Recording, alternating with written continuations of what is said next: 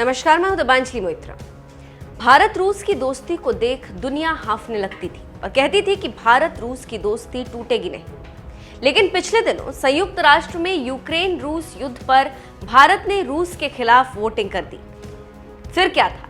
दुनिया भारत के इस दांव को लेकर भौचक्का रह गई।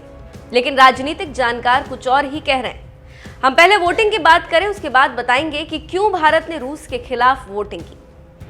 भारत ने यूएनएससी में यूक्रेन पर एक प्रक्रियात्मक मतदान के दौरान रूस के खिलाफ बुधवार को पहली बार मतदान किया। संयुक्त राष्ट्र की 15 सदस्यीय सुरक्षा परिषद ने यूक्रेन के राष्ट्रपति वोलोदिमिर जेलेंस्की को इस दौरान वीडियो टेलीकॉन्फ्रेंस के जरिए बैठक को संबोधित करने के लिए बुलाया। रूस की सेना ने फरवरी में यूक्रेन पर हमला कर दिया था। उसके बाद से यूक्रेन के मामले पर भारत ने पहली बार रूस के खिलाफ मतदान किया। लेकिन इस वोटिंग से भारत रूस की दोस्ती और मजबूत होने वाली। रूस और रूसी राष्ट्रपति पुतिन इस बात को अच्छी तरह से जानते हैं और भारत के रुख से पुतिन काफी खुश हुए होंगे। ये इसलिए कहा जा रहा है क्योंकि इस वोटिंग में वीटो का कोई महत्व नहीं था। ये तो आप जानते हैं कि जब भी किसी मुद्दे पर संयुक्त राष्ट्र में वोटिंग होती है तो वीटो का अधिकार का नियम होता है, लेकिन इस बार ये नियम नहीं था।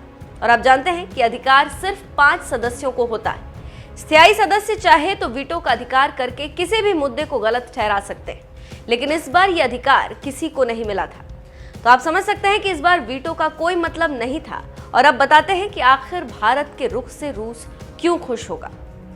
जानकारों की माने तो यूक्रेन के राष्ट्रपति जेलेंस्की के संयुक्त राष्ट्र में बोलने से कोई फर्क नहीं पड़ता है और भारत ने इस समय 2 बड़े दांव लगाए। भारत का पहला दांव यह है कि इस प्रस्ताव से रूस का कुछ नहीं बिगड़ेगा, इसीलिए भारत ने बड़ी आसानी से वोट किया। दूसरा दांव यह है कि अब नाटो कभी नहीं कह पाएगा कि भारत रूस के साथ है। और भारत ने अपनी वोटिंग के बाद कहा कि यूक्रेन के राष्ट्रपति पहली बार बोलेंगे। ये गलत है, क्योंकि इससे पहले यूक्रेन के राष्ट्रपति 2 बार बोल चुके हैं। ऐसे में रूस जानता है कि बोलने के लिए किसी के लिए वोटिंग करना कोई गलत नहीं है।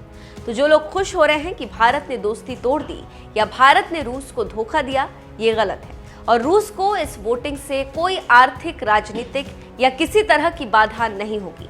तो आप समझ गए होंगे कि पुतिन क्यों खुश है।